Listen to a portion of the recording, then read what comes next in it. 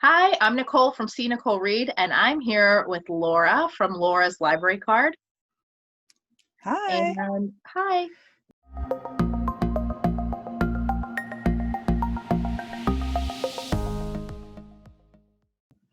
This is episode 2 of our Cousin Convo, where we are just sort of going to have a bookish discussion and let the conversation kind of flow organically.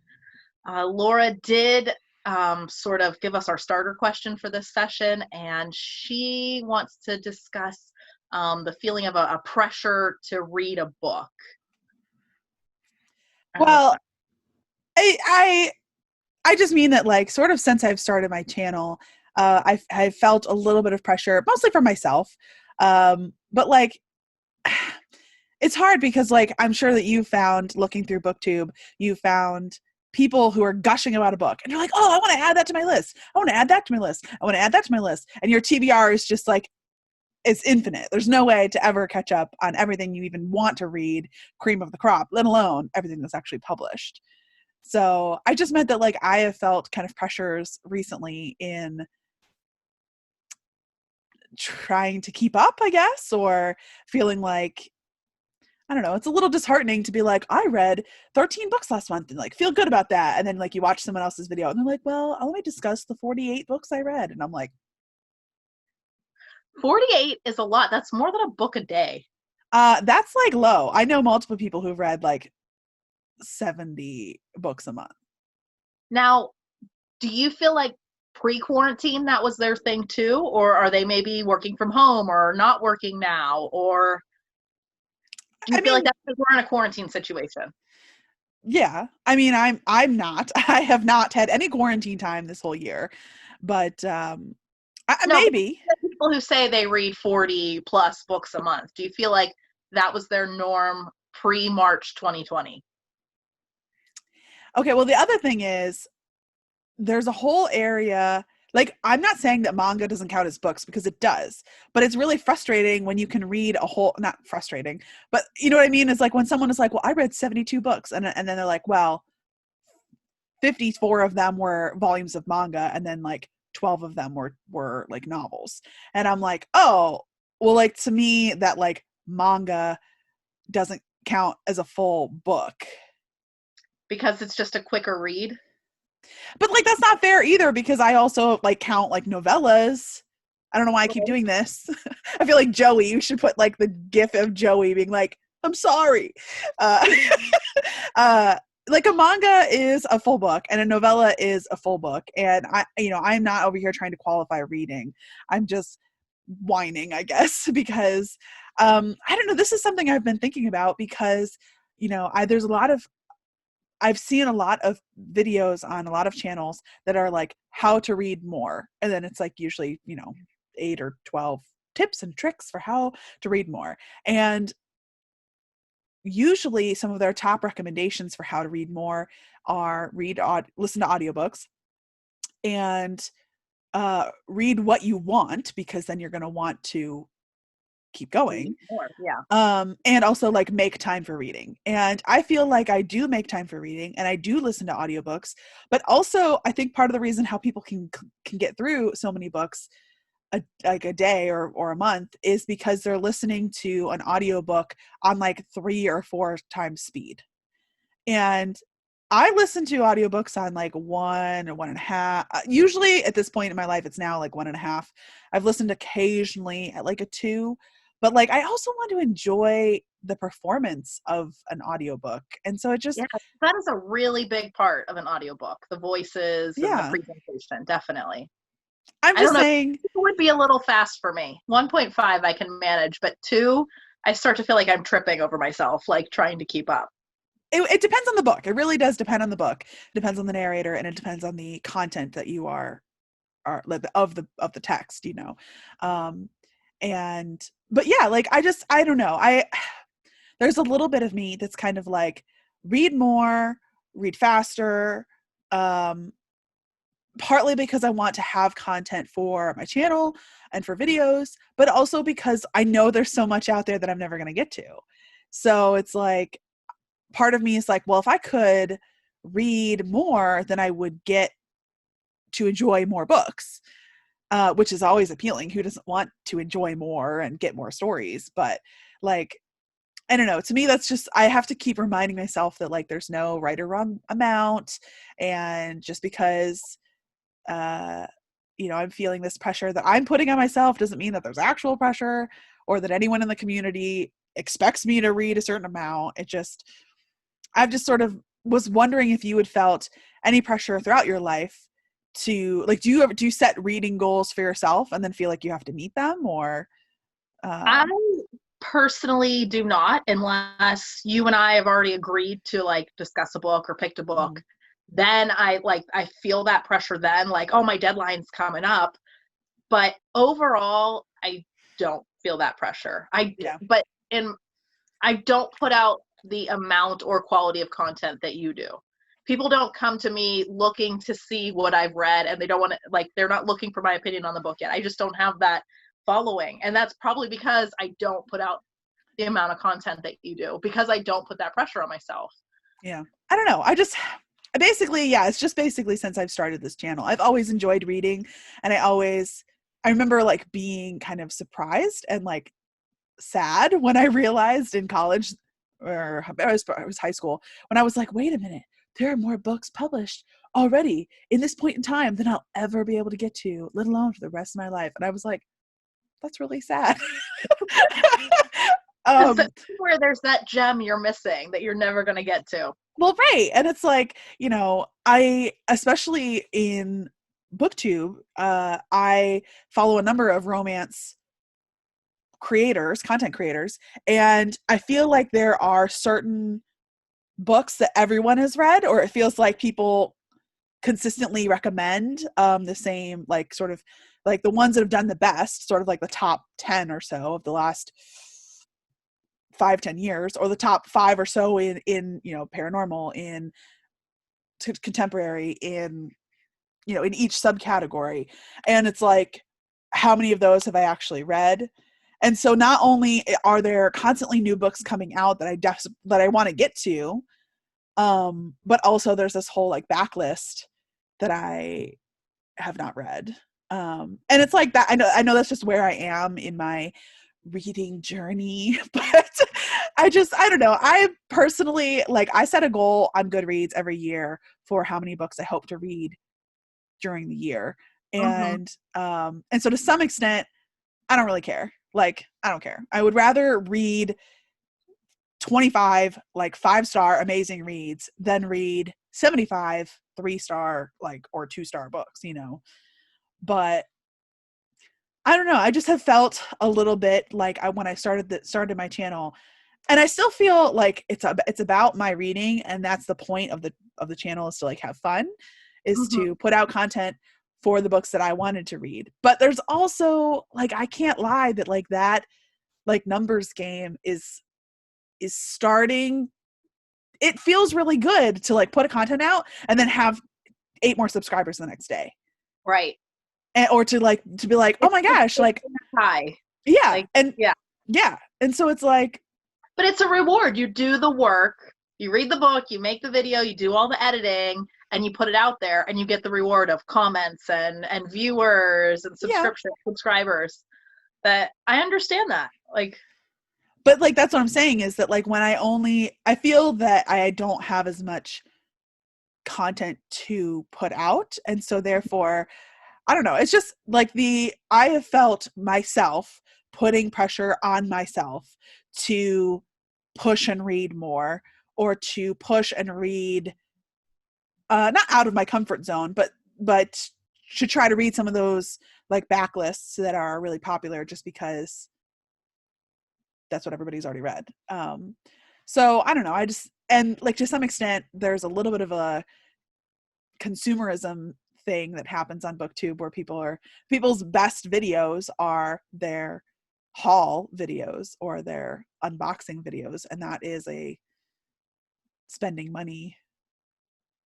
You have to buy the books to make the video where you're hauling the books, and so I feel like there's definitely a consumerism and a buy. right. So let me ask you this. How do you feel like these pressures on yourself to read more books, to get more pages, more minutes read, more chapters, whatever, however you count it? How do you feel like that's like impacting like your in life relationships? Like not, let me rephrase that. How do you feel that's like impacting your social relationships with your husband, with your D&D groups? Mm-hmm. Well, I underestimated the amount of time I was going to put into BookTube, like in March. I started thinking about this in April. So I did a bunch of research in April. I watched a ton of BookTube videos. I watched like recommendations for how to start a channel. I remember I was looking up like different things about lighting and editing and cameras and makeup and da da da da da. And so I really started officially in May. And yeah, my goal then is at its heart the same as it is now, which is to read what I want to read and post about that. And yes, it was to make friends who had read stuff similarly, but I sort of went into it with the intention of putting out 1, maybe 2 videos a week and like, no big deal. And that is what I've tried to stick to, is sort of like a relatively consistent 2 videos a week. But like there have been some weeks when I read 3 books in that week and it's great and I have content to make. And then there are other weeks where I'm like, I've done nothing since the last video. I've literally read nothing. I have read 6 pages, or I like DNF'd a book or whatever, life happens. So for me, I definitely overestimated the amount of time it was going to take to read and to edit and to film and to do all the things, respond to comments, watch other people's booktube. Like I was like, okay, I know there'll be time for editing and I know there'll be time for filming and also the reading part. I never expected to have anybody follow my stuff, so I never expected to have to worry about like making time for comments. And also I like forgot about that whole, you have to then go watch other people's channel to interact with them. Yeah. It's like a give and take. Like they're like, your content's great, check out my channel. And I'm like, oh, okay, well that was an hour gone. So socially, I have felt really busy because I'm still trying to have time with my husband and have our date nights and still participate in multiple DD groups. And now that things are sort of slightly lessening quarantine wise where I am, some of the book clubs that I was in pre-quarantine that met in person are starting back up.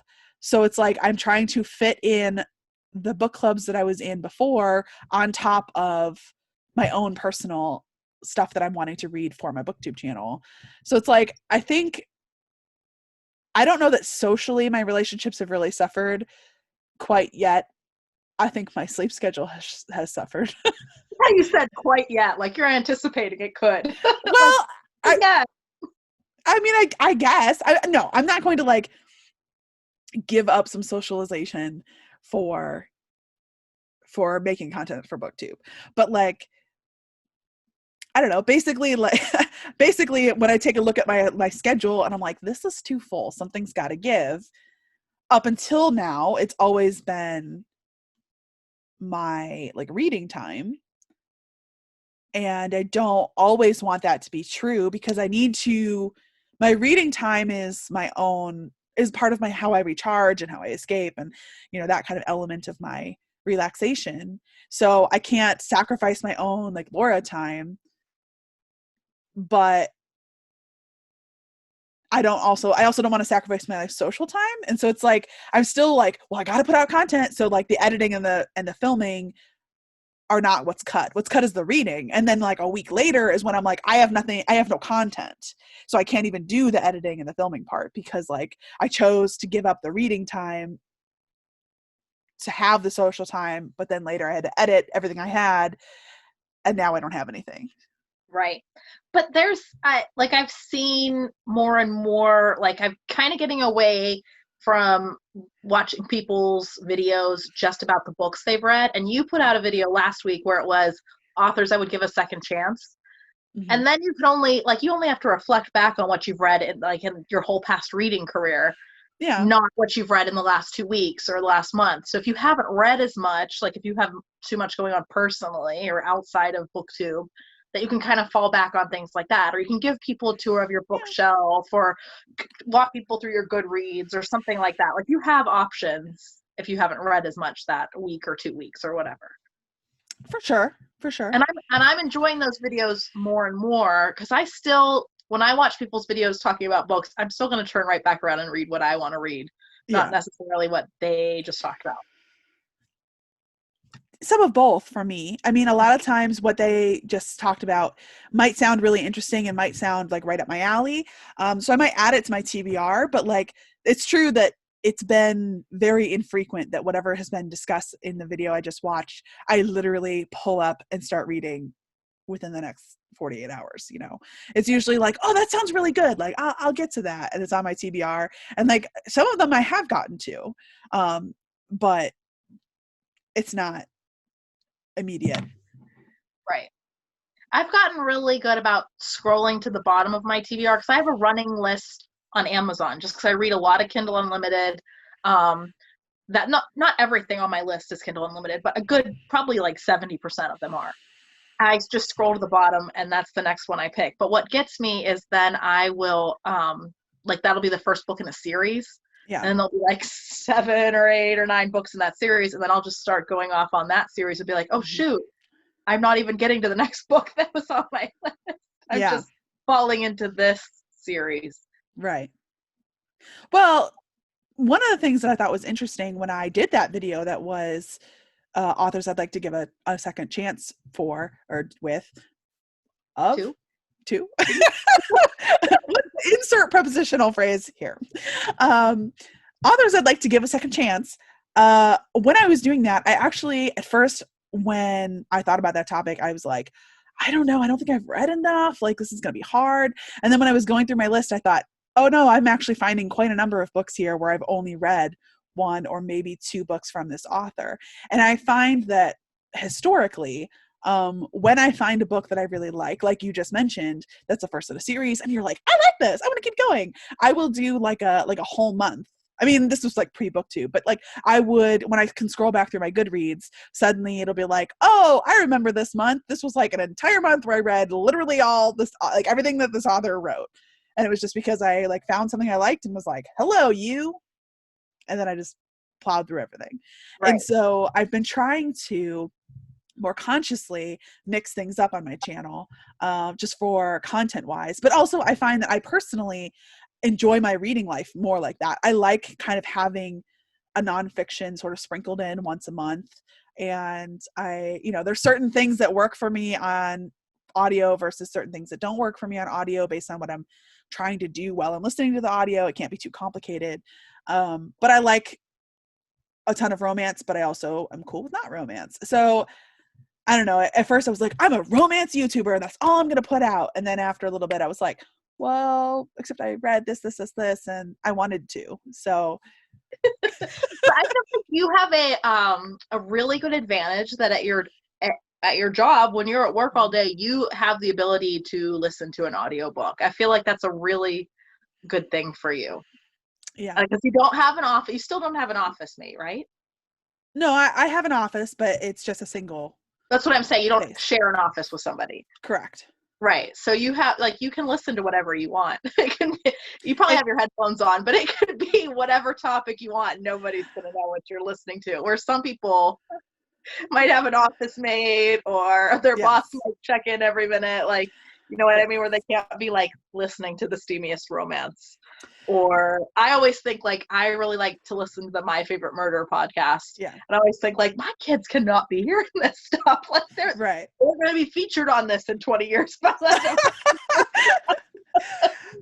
Yes, that's true. The first job I had right out of school was Here's Your Cubicle. And I was in a giant room where there was like 8 rows of cubicles.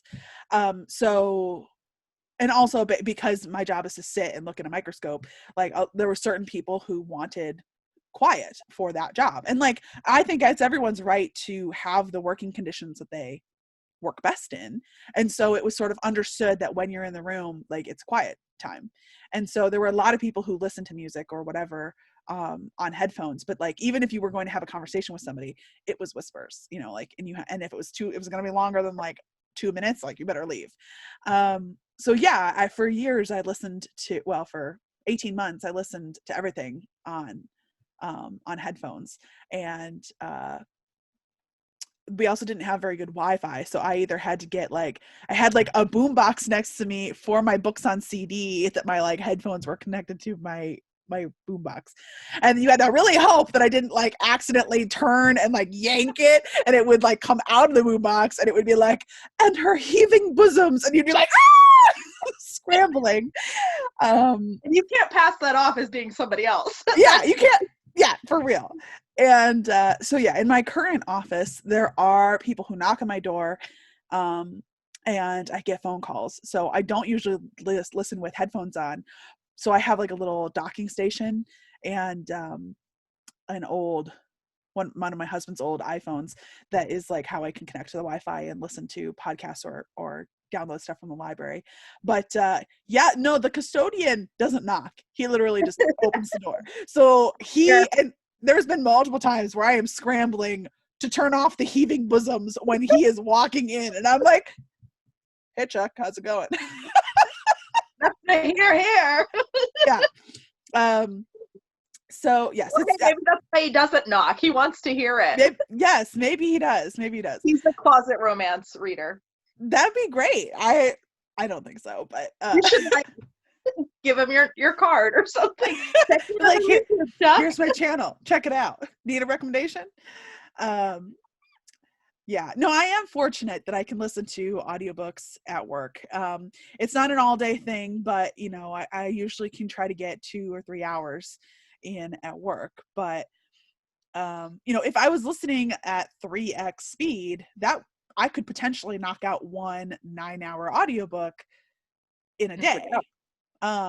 You know, but I don't know. I understand that, like, I understand why people are making the videos saying like, here are tips for how to read more. And I've encountered people in real life who've been like, oh, you read? Like, I wish I read more. And I'm always like, well, you just spent 40 minutes scrolling through Twitter, so you could have been reading. And that is like, I think maybe the number one thing is that people who claim I wish I had time to read. I'm like, well, why don't you evaluate the time you're spending doing other things? Especially, like, I know some people, and I catch myself in this, like, you're addicted to having that phone in your hand. Yeah. Like, and that instant gratification of seeing something new on the screen. So I never had Kindle on my phone. I only ever had it on my Kindle. And I downloaded it on my phone because going to pick my kids up at school, sometimes you wait in line like a half hour. Yeah. I'd be like, I could be reading my book right now. Yeah. So then I download on my phone. So now I just sit there and read. And that's really cut back on my Facebook time. Now I have messages people send me and I'm like, oh man, they sent that 5 hours ago and I never even saw it because I'm less focused on checking my Facebook or Instagram or whatever. And I'm reading my book on there. Yeah. But then other times, like, I almost feel pressure to put it away because, like, a lot of times, like, when my kids are practicing, like, sports or something, I'll pull it out and I'll be reading. And I always feel like people are like, look, she's just scrolling on her phone. She's not even watching her kid. I'm like, well, I'm reading my book. And if I was sitting there holding a physical book, I don't think they'd think that. I think they'd be like, good for her for bringing her book. But they're just like, she's on her phone. No one's ever said that to me. I'm just sort of like putting that on myself that that's what they're thinking. And then there's always, it never feels like I'll go somewhere, even if I take my Kindle, my regular size Kindle, and like I'll be like, yeah, I'm gonna get some good reading out in this hour and a half while they're in there practicing or whatever.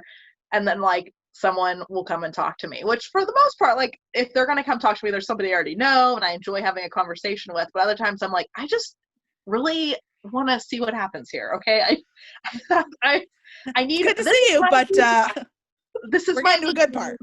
Leave me alone. Yeah. I actually held off on downloading the Kindle onto my phone, that app, for years because I was actually like afraid that I would stop doing my job because I'd be like, well, I want to get back to that book and it's right there. It's on my phone. And then I would stop doing my job.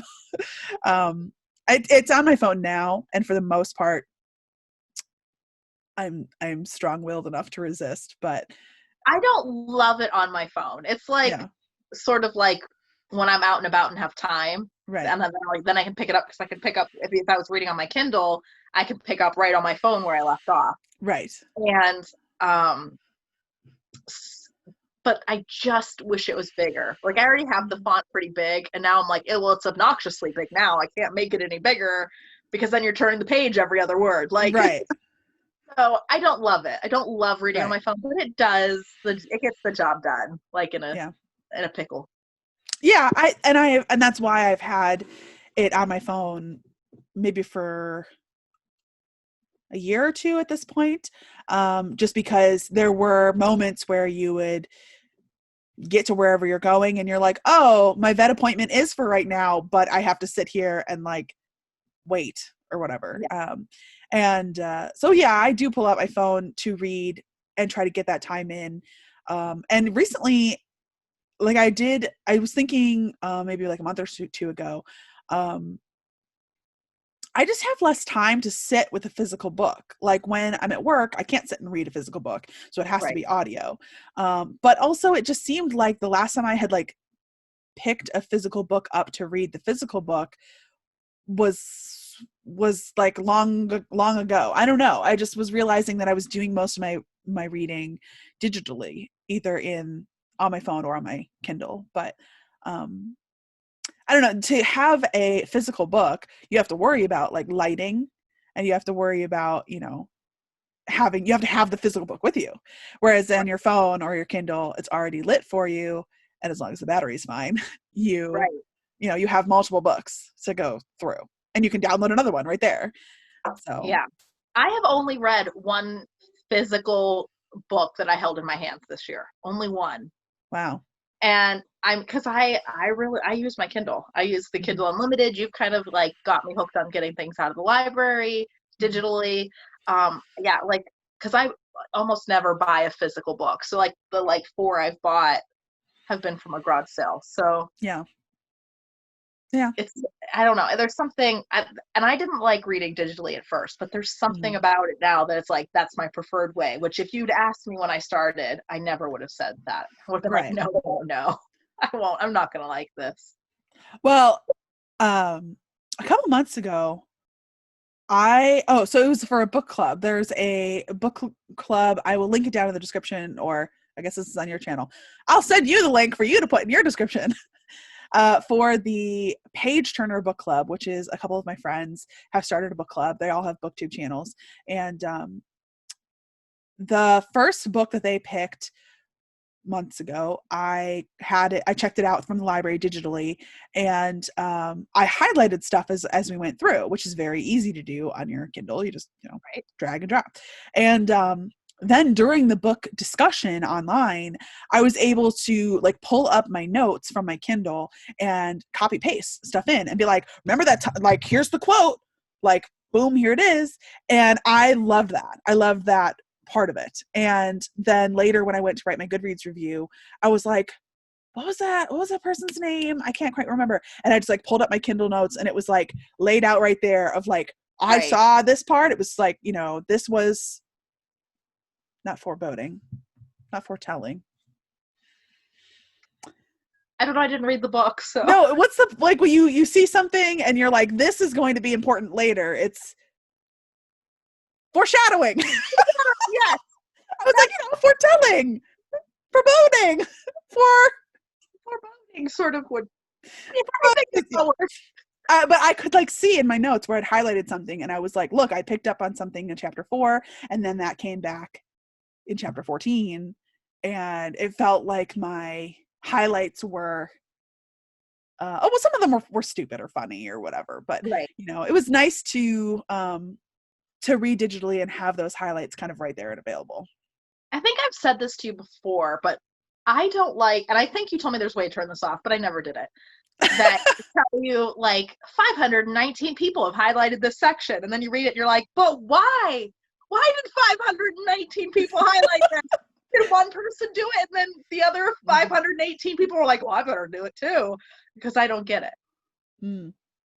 That really wasn't going anywhere. I just thought I sometimes I hit that too. And sometimes I'll come across a highlight and it'll say 519 people have highlighted this section. And sometimes it's like a sexy scene or like, you know, like their first kiss or something. And I'm always like, okay, like there were books that I reread in my life where I picked up the book and I was like, I want to reread chapter 17. And it was because chapter 17 was where like a certain, you know, the first kiss happened or whatever. And so to some extent I was like, are people highlighting this so that they can come back and like find this easier? As opposed to people highlighting this because it's like beautiful writing and it's like really moving, you know? I don't know, but I don't know either. I don't know. I tabbed up a physical book. I read a physical book like mid-August for another books club, and it was fine, but at the same time it was a library book, so I couldn't write in it, which is fine.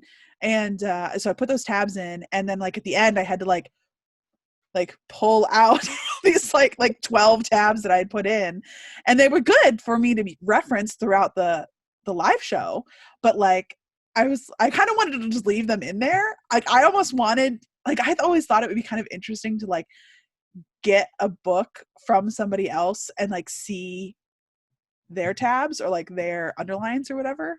Yeah. I would have left them in there and returned it. Then the other person could have been like, no, because then the librarian would have been like, I had to like pull them out. Push them in down further so they'd come across it when they were reading it instead of all of them sticking out. Maybe. It's like treasure. It's like finding treasure. Like, oh, I don't know. Yeah, but haven't you ever found like gross stuff in books? Oh, not totally gross stuff, but yeah. Well, I just meant like, haven't you ever opened a book like from the library and been like, oh, there are crumbs in this? Or like, I don't know what this schmutz is, but like there's a smear of it, whatever it is. Ew. Ben, I can hear Ben, he's not even in this room, but I can hear him in my head being like, and with the books that you read, what do you think that is? It's schmutzy schmutz. It's please touch another corner of the book to turn the page. Schmutz. Don't touch the page. Yeah.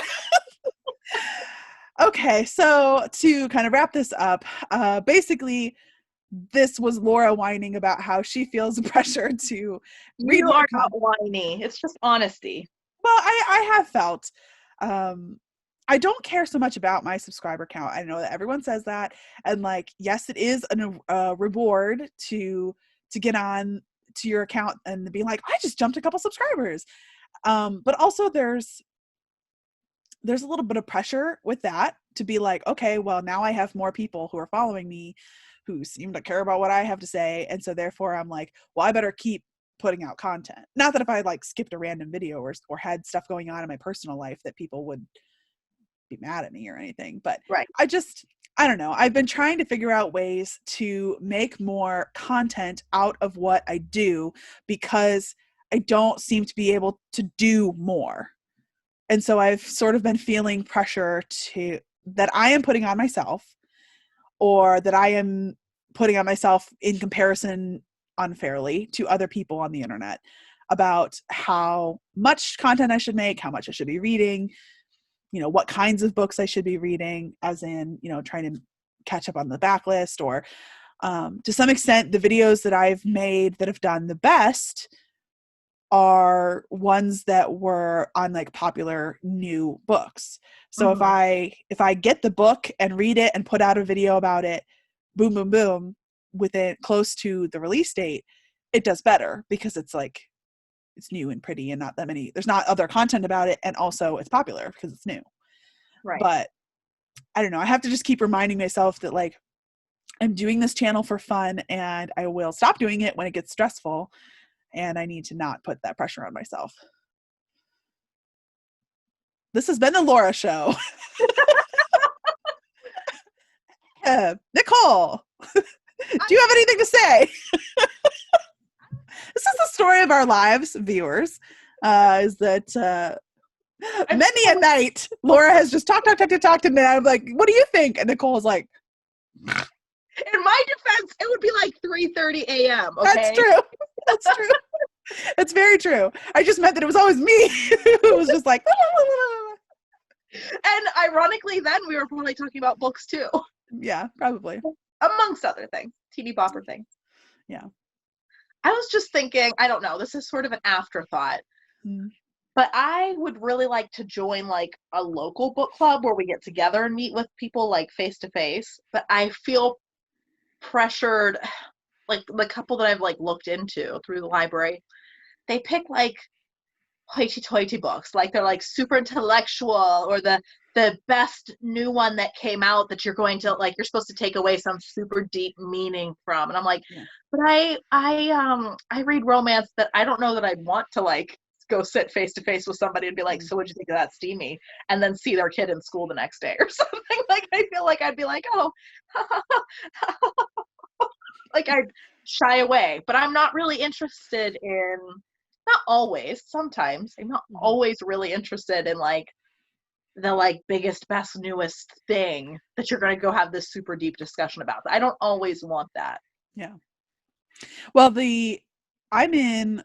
I was in 2 library run book clubs pre-COVID. One of them has started to meet back up, and the other one has just met up, but it's all digital. We met online the first Wednesday of October, and it was actually just me and the librarian, and so we were just like on a Zoom call and talking about the book that we read. Anyway, the point is that like we read a variety in that book club, but do they read like the romance that you read on? No. See? No, they always want to read the, like, I'm plugging in my computer, sorry. They always want to read the sort of the newer releases, the like more think thoughtful piece, books, and like that's fine. But it also, I suggested for our next book group for November, they were like, let's read something different. And I was like, how different? And they were like, well, I don't know. What do you suggest? I was like, let's read like a paranormal romance. And they all were like, no. That's too different, child. That's no. And I was like, oh, okay. So, like, well, how different did you mean then? Because I needed some specification. Well, so the book that was ultimately suggested has a non-binary person in it.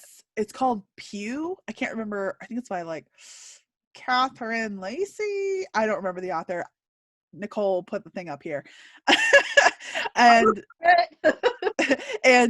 it's like about a person or being like is discovered one day in a church, like laying on a pew, and they try to like interrogate this person, and this person is like I just read the blurb, so I don't know if they don't have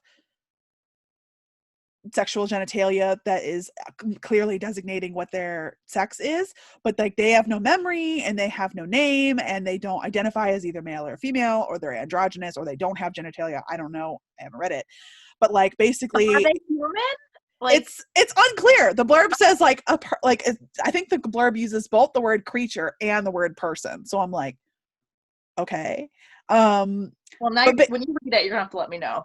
Well, yeah. So basically, like the whole point is supposed to be like, as this person is taken care of by the members of the community as they try to like figure out who they are and where they came from, people learn about themselves, and like they kind of talk to this person, because this person also doesn't speak, like they're mute or something. And so like people like start like confessing to this person, creature, whatever. And like, so like things come to the surface. And like, that's all the blurb says. It's like, upon the arrival of this person, people's, societal norms and their understanding of how things work is challenged. And as they start to like make more and more confessions to this person, like tensions rise, and then everything comes to a head at the festival where like shit goes down. And you're like, oh, okay. But like that's like out there because it's going to be like a big metaphor for something. And like that's, well, thank you for being honest with me and candid, and just, I don't feel like this was Laura Winefest or the Laura show. It was just good conversation. Thanks for joining. I appreciate you listening to me, even though I feel like it was Laura complaining. And as usual, the conversation was wonderful. Thank you. Thanks for having me. All right. Thanks, everybody. Bye.